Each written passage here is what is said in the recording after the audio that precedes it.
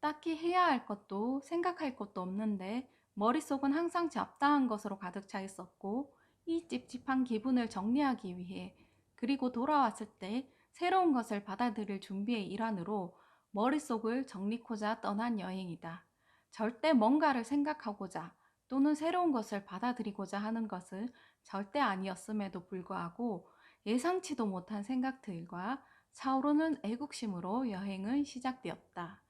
방콕 스완나푼 공항에 도착한 것은 새벽 2시가 넘은 시간이었고, 태국 특유의 향신료 향이 나를 반겨주었다.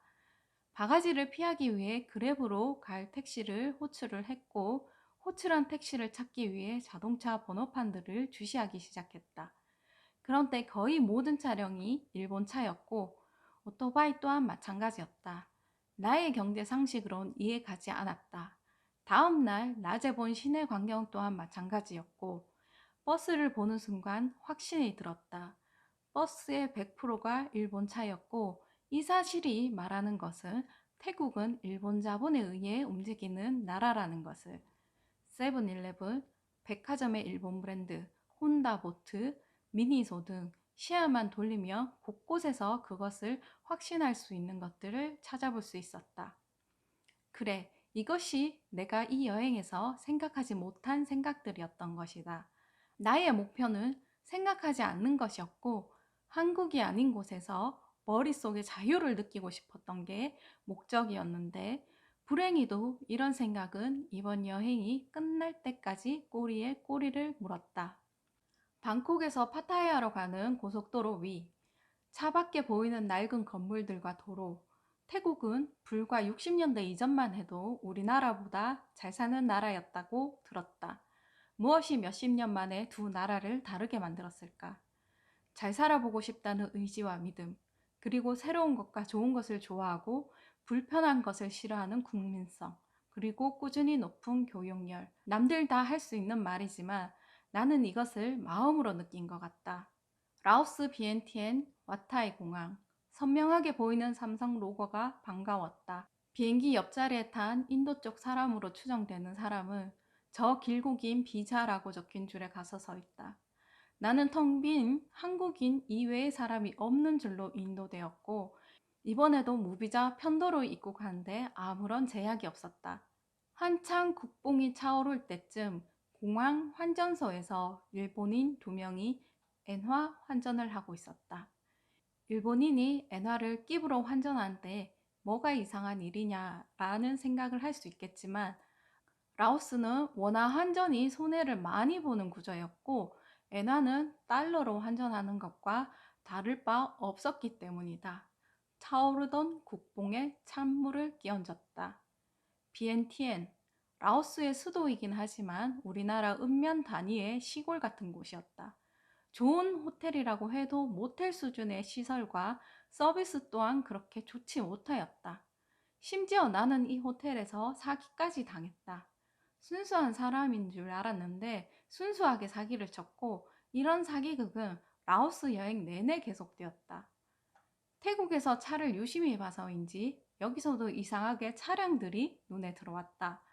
라오스는 태국과 다르게 현대차가 보였고, 특이하게 대한이라고 적힌 트럭이 많이 보였다.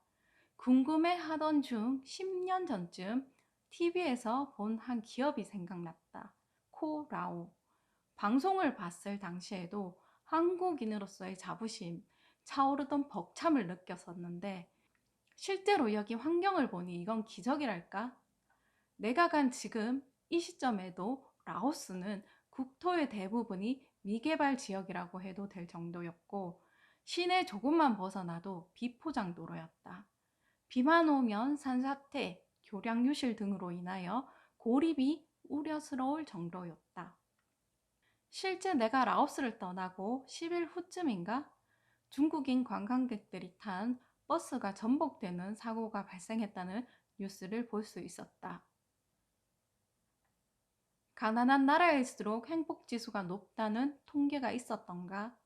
여기 사람들의 특징은 현재 이 가난을 가난이라고 생각하지 않았고 현실에 만족하는 사람들이었고, 잘 사는 것을 부러워하지 않는 듯 했다.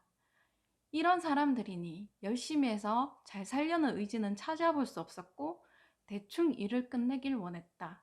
그리고 그들이 하는 거짓말과 텃세, 그리고 정부의 기능이 체계적으로 작동되는 곳은 아니었었던 것 같다.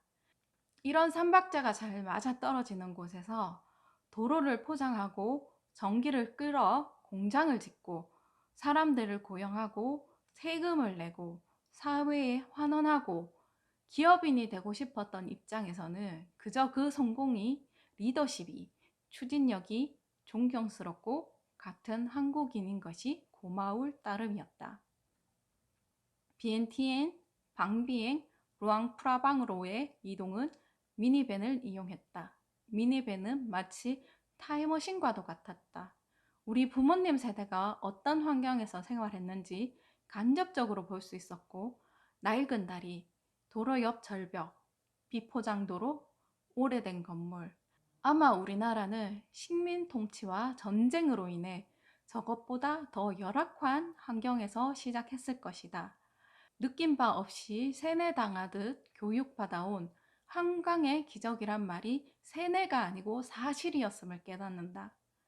루앙프라방의 사람들은 비엔티엔과 방비행의 사람들보다 세련되었고 거짓을 하지 않았고, 호텔과 음식점의 사람들도 그들이 제공하는 서비스에 최선을 위해 애썼다. 소득 수준과 사람들의 의식 수준은 비례하였다.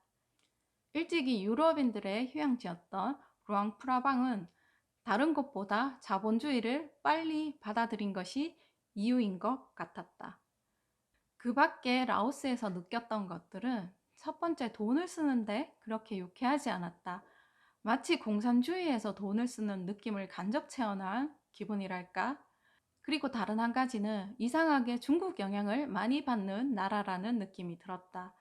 중국인의 중화 사상이 어쩌면 라오스를 자기네 영향력이 미치는 나라라 생각할 수 있다는 생각이 들었고, 우리나라 또한 그 중화 사상에 영향력이 미치는 나라라고 생각할지도 모른다는 생각이 자주 들었다. 물론 이 생각은 근거 없다.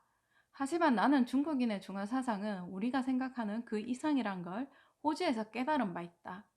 한국인, 일본인, 중국인, 기타 나라 학생들이 모인 자리에서 그 중국인이 한 말은 We made Korea. 베트남 하노이, 노이바이 공항, 입국 수속을 끝내자 보이는 것은 신한은행. 우리의 공항은 거의 우리의 브랜드인데 반해 내가 돌고 있는 상국은 외국 브랜드가 대부분이다. 그만큼 자국에서 내세울 브랜드가 우리는 많은 것이고 그 나라들은 없는 것이다. 라오스를 지나왔기 때문인지도 몰라도 이 자본주의가 얼마나 그리웠는지 모른다. 잘 깔려진 도로와 새것의 건물들.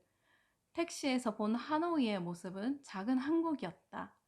냉방 시스템은 삼국 중 제일 열악한데 날씨는 가장 습하고 더웠다. 그리고 든 생각은 열악한 환경 속 치열한 전투, 베트남 전쟁. 글 쓰기도 전에 심장이 애인다. 내가 태어나기 전 할머니는 큰아들을 이 전쟁터에서 잃었다. 이곳 어딘가에 묻혀있을 얼굴도 보지 못한 삼촌을 생각하니 이곳이 마냥 여행지같이 느껴지진 않았다. 그들은 어떤 마음으로 이곳을 택하였을까?